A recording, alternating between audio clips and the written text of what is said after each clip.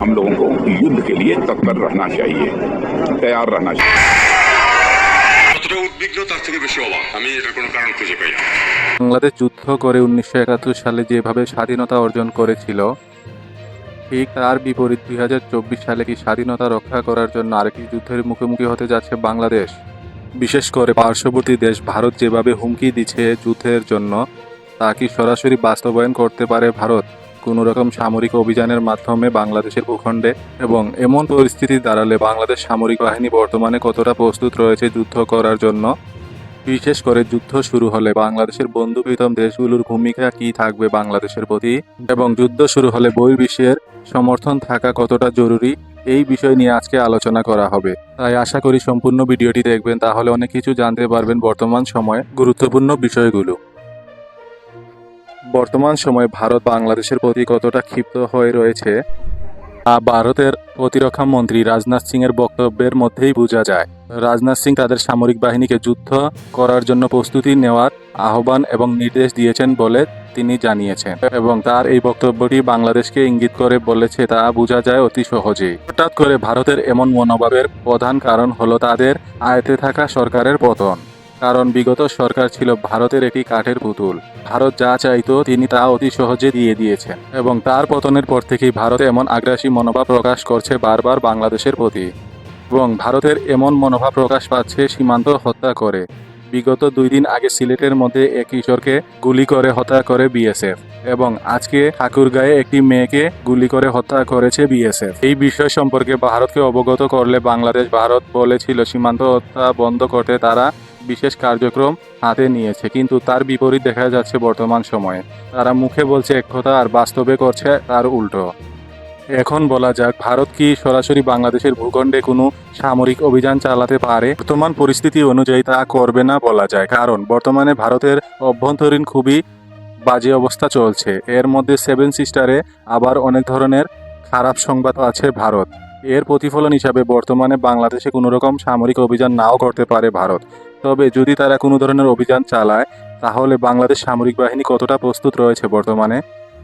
বাংলাদেশ সামরিক বাহিনী বর্তমানে কোনো যুদ্ধ করার জন্য প্রস্তুত নয় বলা যায়। এর কারণ হলো, স্বৈরাচারী সরকারের পতনের পর বাংলাদেশের অভ্যন্তরীণ আইন শৃঙ্খলা পরিস্থিতি অবনতি হওয়ার কারণে বাংলাদেশ সামরিক বাহিনী তা বর্তমানে নিয়ন্ত্রণ করছে, এবং প্রায় 70 থেকে 80% সৈন্যই বর্তমানে অভ্যন্তরীণ বিষয়ে মোতায়েন রয়েছে। তবে এই কাজটি সেনাবাহিনীর নয়। সেনাবাহিনীর প্রধান কাজটি হলো বহির্শত্রুর হামলা থেকে দেশকে রক্ষা করা। এই বিষয়ের উপর ভিত্তি করে সাবেক সেনাবাহিনীর সেনাপ্রধান ইকবাল করিম ভুইয়া এবং তার একটি পরামর্শ হলো ভারতের প্রতিরক্ষা মন্ত্রী রাজনাথ সিং এর বক্তব্যের উপর বিশেষ মূল্যায়ন করে পদক্ষেপ নেওয়া।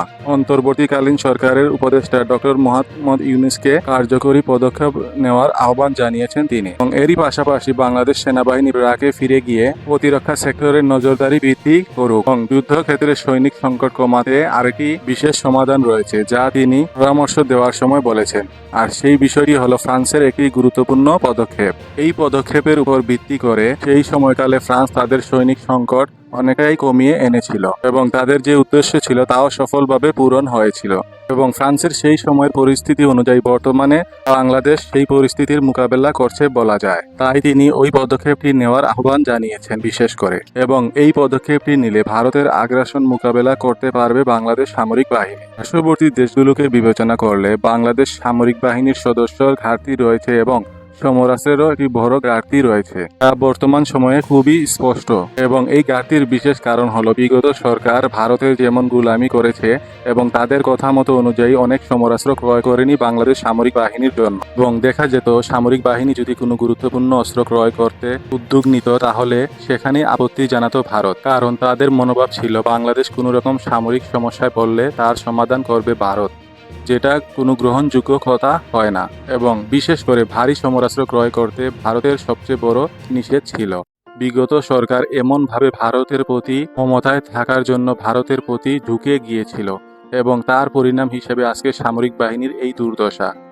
বিগত সরকারের কাছ থেকে ভারতের সবচেয়ে বড় সফলতা হলো ভারতের নিজেদের তৈরি মানহীন সমরাস্ত্র বিক্রি করা বাংলাদেশ সামরিক বাহিনীর কাছে, এবং তা অনেকটাই জোর করে বলা যায়। যেখানে বাংলাদেশের নীতি ছিল পার্শ্ববর্তী দেশ থেকে কোনো ধরনের অস্ত্র ক্রয় করা হবে না, কারণ বাংলাদেশ সামরিক বাহিনীকে পার্শ্ববর্তী দেশগুলো বিবেচনা করে সামরিক বাহিনীর উন্নয়ন করা হয়, এবং যে কোনো সমরাস্ত্র ক্রয় করার ক্ষেত্রে এই বিষয়টিকে বেশি প্রাধান্য দেওয়া হয়ে থাকে। এই জন্য পার্শ্ববর্তী দেশ থেকে অস্ত্র ক্রয় করা মানে সামরিক বাহিনীর আত্মহত্যা করার সমান।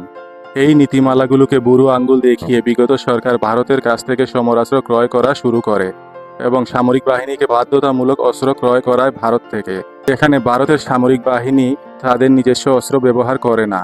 এতেই বোঝা যায় তাদের সমরাস্ত্রগুলো কতটা মানহীন, এবং সেই জায়গায় বিগত সরকার তা উল্টোটা করেছে। এই বিষয়টি বাংলাদেশের জন্য কোনো ভালো উদ্যোগ ছিল না বলে অতি সহজেই বলা যায়। তবে ভারত যেভাবে বাংলাদেশ সামরিক বাহিনীকে তুচ্ছ তাচ্ছিল্য করছে তা নিতান্তই তাদের একটি ভুল ধারণা, এবং তারা হয়তো মনে করছে বিগত সরকারের আমলে যেহেতু তারা সামরিক বাহিনীকে উন্নত করতে দেয়নি, এর ফলে বাংলাদেশ সামরিক বাহিনী অনেকটাই দুর্বল অবস্থানে রয়েছে, যা ভারতের জানা রয়েছে। এই জন্যই ভারত বর্তমানে বাংলাদেশকে হুমকি দিচ্ছে এবং হুমকি দিতে সাহস পাচ্ছে, এবং ভারত যেভাবে মনে করছে সামরিক বাহিনীকে খুবই সহজে হারিয়ে ফেলতে পারবে এবং বাংলাদেশের সাথে যুদ্ধ করলে সহজেই তারা জয়ী হবে বলে মনে করছে, তা অনেকটাই ভুল, এবং এই ক্ষেত্রে ভারত সফলতা পাবে না বলা যায়। এর কারণ হলো ছোট দেশ হলেই যে ছোট সামরিক বাহিনী শক্তিশালী হবে না, এবং ছোট দেশ হলে যে বড় রাষ্ট্র অতি সহজেই ছোট দেশকে গিলে খাবে তা কোনোভাবেই সম্ভব নয়। এর জলযন্ত্র প্রমাণ হলো রাশিয়া ইউক্রেন যুদ্ধ। যেখানে রাশিয়া ভেবেছিল ইউক্রেনকে কয়েকদিনের মধ্যেই পুরো দখল করে ফেলবে, সেই জায়গায় এখন পর্যন্ত রাশিয়া অর্ধেকটাও দখল করতে পারেনি। এখানে ইউক্রেন রাশিয়ার তুলনায় অনেকটা পিছিয়ে রয়েছে সামরিক ক্ষেত্রে। এরপরেও কিভাবে ইউক্রেন রাশিয়াকে এই নাকা নিচুবানি খাইয়ে যাচ্ছে এবং কোন শক্তির বলে ইউক্রেন রাশিয়ার সাথে যুদ্ধ করে যাচ্ছে, ইউক্রেনের সেই শক্তিটি হলো তাদের মিত্র দেশগুলো। যেমন যুদ্ধ শুরু হওয়ার পর থেকে এখন পর্যন্ত তার মিত্র দেশগুলো অনেকভাবে সাহায্য করে যাচ্ছে ইউক্রেনকে।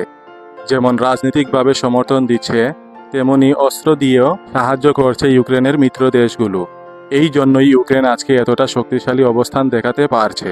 ঠিক বাংলাদেশও যদি এইরকম সাহায্য সহযোগিতা পায়, তাহলে ভারতকে পরাজয় করা এবং যুদ্ধ থামিয়ে দিতে সক্ষম হবে বাংলাদেশ। অথবা যুদ্ধক্ষেত্রে অনেকটাই সফলতা পাবে বাংলাদেশ। এখন বলা যাক বাংলাদেশের কোন কোন মিত্র দেশগুলো রয়েছে যারা বাংলাদেশকে সমর্থন করতে পারে। এর মধ্যে সবচেয়ে বিশেষ দেশগুলো হলো পাকিস্তান, তুরস্ক এবং চীন। এই ক্ষেত্রে একটি বিশেষ প্রবাদ রয়েছে, যেমন শত্রুর শত্রু সবসময় বন্ধু হয়ে থাকে। বিশেষ করে পাকিস্তান এবং চীন ভারতের প্রধান শত্রু, এবং এই দুইটি দেশ সবসময় একটি বিশেষ উদ্যোগ নিয়ে থাকে, তা হলো ইন্ডিয়ার সাথে যেই দেশগুলোর সমস্যা রয়েছে তাদের সাথে ঘনিষ্ঠ সম্পর্ক বৃদ্ধি করা, যাতে করে সময় হলে ইন্ডিয়াকে বহুমুখী চাপ দেওয়া যায়। তুরস্কের ক্ষেত্রে আরেকটি উদাহরণ হলো পাকিস্তানের পক্ষ নিয়ে কাশ্মীর নিয়ে ভারতের বিরুদ্ধে কথা বলেছিল তুরস্ক। এর ফলে তুরস্ক তাদের বন্ধুপ্রীতম দেশগুলোর প্রতি তাদের মনোভাব প্রকাশ করলো বলা যায়, এবং তুরস্ক এই ক্ষেত্রে বন্ধুপ্রীতম দেশগুলোকে যে সবসময় সাপোর্ট দিয়ে যাবে, এই বিষয়টি উদাহরণ হিসাবে দেখলে বোঝা যায়। এবং তুরস্ক বাংলাদেশকে সমর্থন দেওয়ার আরেকটি কারণ হলো বাংলাদেশ একটি মুসলিম দেশ, এবং তুরস্ক চাইছে বিশ্বের সকল মুসলিম দেশকে বর্তমান যুগের সাথে তাল মিলিয়ে উন্নত করার চেষ্টা চালিয়ে যাচ্ছে তুরস্ক। এই ক্ষেত্রে বাংলাদেশেও গুরুত্ব দিয়েছে তুরস্ক। সম্প্রতি সময়ে তুরস্ক থেকে বিভিন্ন ধরনের উন্নত এবং শক্তিশালী সমরাস্ত্র ক্রয় করেছে বাংলাদেশ সামরিক বাহিনী, এবং তুরস্কের সাথে বর্তমানে বাংলাদেশের খুবই ঘনিষ্ঠ সম্পর্ক রয়েছে। তাই বলা যায় তুরস্ক সরাসরি বাংলাদেশ যুদ্ধ শুরু হলে বাংলাদেশকেই সমর্থন করবে এবং বিভিন্ন ধরনের সহযোগিতা করে যাবে। এবং আরেকটি বিষয় হলো বর্তমান সরকার আমলেই যদি যুদ্ধ শুরু হয়, তাহলে পশ্চিমা বিশ্বের সমর্থন অর্জন করতে পারবে অন্তর্বর্তীকালীন সরকার। এর একটি বিশেষ কারণ হলো পশ্চিমা দেশগুলোর সাথে খুবই ভালো সম্পর্ক রয়েছে তার, এবং তাদের কাছে অনেকটাই স্নেহর মানুষ হিসেবে দেখে তারা বর্তমান অন্তর্বর্তীকালীন সরকারকে।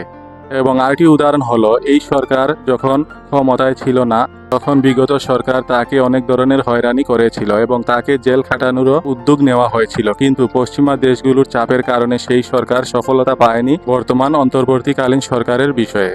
আজকে একটি বিশেষ কথা হলো বর্তমান যেই পরিস্থিতি নিয়ে এই আলোচনা করা হয়েছে, এই সম্পর্কে আরো অনেক ধরনের গুরুত্বপূর্ণ বিষয় রয়েছে এবং অনেক ধরনের কথা রয়েছে। এই ভিডিওটিতে এই বিষয়গুলো কথা বললে ভিডিওটি অনেক বড় হয়ে যাবে। আপনাদের যদি আরো কিছু জানতে হয় তাহলে কমেন্ট বক্সে জানিয়ে দিবেন আপনার মতামত, এবং এই বিষয়ে আরো কিছু জানার ইচ্ছা থাকলে কমেন্ট বক্সে জানাবেন, তাহলে আমি আরেকটি ভিডিও দিব এই বিষয়ের উপর ভিত্তি করে, এবং পরবর্তী ভিডিও এই বিষয়ের উপর দিব কি না তা কমেন্ট বক্সে জানিয়ে দিবেন আপনাদের মতামত।